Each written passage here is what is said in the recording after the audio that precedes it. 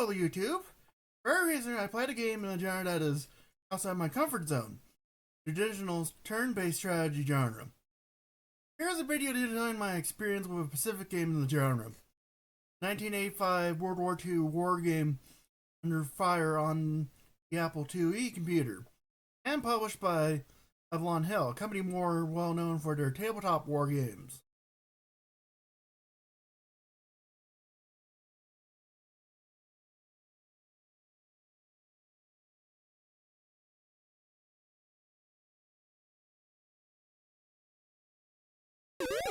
I grew up on all sorts of genres of games. Today's games such as Pac-Man, shooters such as Galaga, RPGs such as Ultima, puzzle games such as Tetris, and fighting games such as Street Fighter 2, and many other genres. I did get my first taste of the turn-based strategy genre with Advance Wars for the GBA, but didn't get far before giving up. Over the course of 15 years, I played one more game in the genre, SSI's Panzer General 2, but it was overwhelming to me. It wasn't until a few days before recording this video that I played a turn-based strategy game that I can sink my teeth into. And thank I did.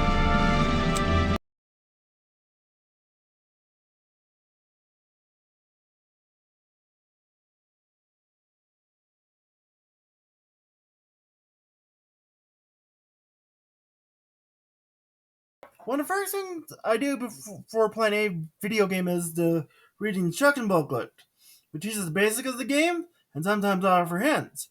Reading the manual to Under Fire proved to be the equivalent of learning trigonometry compared to learning simple multiplication for most other games. For one instance, for the quick startup guide, they have a player versus AI battle where the player is the U.S. Army attacking and the AI as Nazi Germany defending the base on the Shadow Valley map under the Stronghold scenario.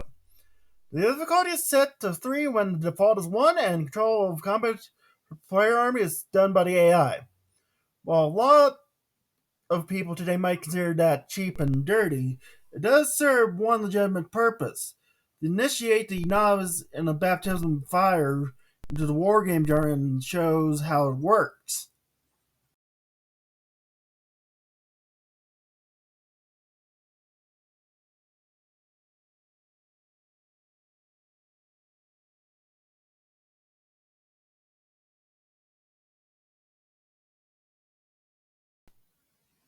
After lowering the difficulty to the default of level 1 and changing options to where the player controls their side of combat, and lots of attempts later, I learned that I can set up my unit in any position I want for the first period of battle begins. Once the preset phase is done, your units are limited in their movement by a set of 24 phases per period. Also, depending on the settings, you can have 4 combat phases, which within that 24 phase period, which allows for all sorts of attacks to happen. For the offensive I won, the game doesn't declare victory at all, even if the enemy army is wiped out. I set one of my rifle units into scouting mode and to try and spot any enemy units patrolling the gate to the base, which is particularly covered in forests. The video may not show it, but I was able to determine that there were no patrols in the woods. Afterwards, I sent my first of 5 Sherman tank units into the base to commence the assault. Because the game doesn't declare victory, it's up to the player to judge if they won. In my case, I would win if at least one of my units is in the objective area at the end of the 10th period, which the game will then declare the game technically over. After losing 3 of my 5 Sherman tanks to the defensive fire, I've sent the rest of my infantry units, all riflemen, to the base, falling short of the base by the end of the period 10. Fortunately, the R2 Shermans were alive and kicking in the objective area, effectively fulfilling my user-defined win condition.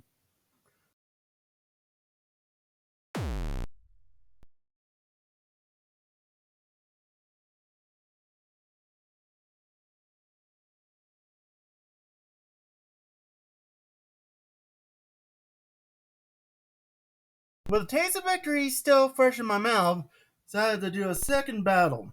Same map, same scenario, and same settings, except for one. Reverse the rules to where the player as a US is the defender and the AI as Nazi Germany is the attacking army. As I learned from the ensuing fight, defense is slightly OP and under fire. One because both teams have the ability to dig in and fortify their resistance to enemy fire. And it doesn't have to dig up foxholes to improve it. It can happen on second floor buildings, which assumes the defending army quickly moves shelves and desks to improve their defensive posture. Having positioned all my units near the base except for one in the woods to the east of the base on the lookout, I had all units dig in and improve their defense. In the first period, an enemy Panther and a couple of Mountaineer units got spotted by the lookout unit. All the units were infantry, by the way, and then fired at him for a time of 2 periods, effectively forcing the Panther crew to travel on foot, and the two Mountaineer units wiped out. After a few periods of my army units being on guard duty, the enemy attempted to get towards my base. With most of the enemy units wiped out, and a second enemy tank, a Hummel, destroyed, killing the crew in it. They wiped out the two units I had on the second floor of the eastmost building, but by then it was too late for Germany to surmount a comeback. With round 10 finished, and me electing to end the game based on that, the end game stats showed I had all of my men in the of my men in the objective area, 20 of my men in the objective area, the equivalent of 2 full infantry units, and the enemy having none in there. Mission accomplished.